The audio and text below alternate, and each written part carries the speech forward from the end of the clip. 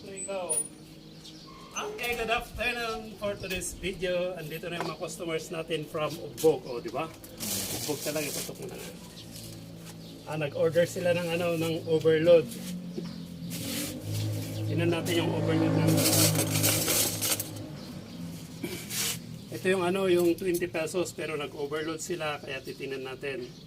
O tingnan mo, may topping siya na leche flan. This is worth 20 pesos.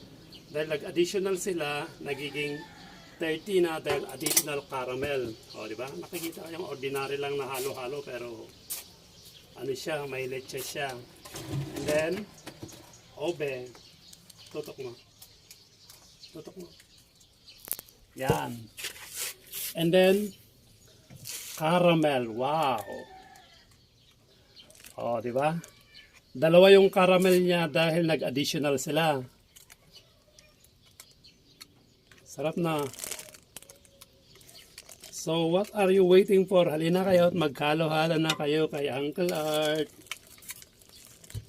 Biruin mo yun. Ang customers ko is from Ugbog. Pupunta lang sila dito para maghalo-halo kay Uncle Art. At saka yung gatas, overload din. Wow, ang daming caramel. O, saan ka pa? Diba? Paldo ka dito. Caramel pa lang. Sulit na. Ito na yung gatas na overload na niya. Diba? Kaya pare-parehas yung paglagay ko ng gatas kasi may counting ito. Nagka-count ako. Kaya pare-parehas yung paglagay ko. Ayan. And that is 25 pesos, naging 30 na kasi nagdagdag sila ng caramel. Pero ito talaga, this is, yung 16 ounce ko, this is 20 pesos. Pero meron din akong 10. Tingnan mo laki yung 10 ko. This is 10 pesos. Diba? Ako lang nagkahalo-halo ng 10 pesos. Hindi naman tayo lugi kasi kahit paano may kita tayo dun na 3 pesos bawat isang baso. Diba? Ang lita na, pero kahit paano, napapasaya natin ating mga customers, ang mga followers natin, di ba? Yan. Muna kameraman ng dito lang kubing.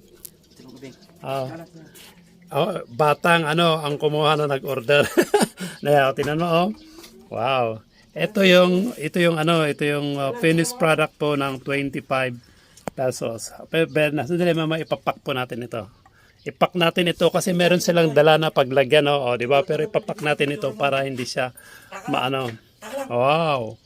Okay, thank you for watching and bye-bye.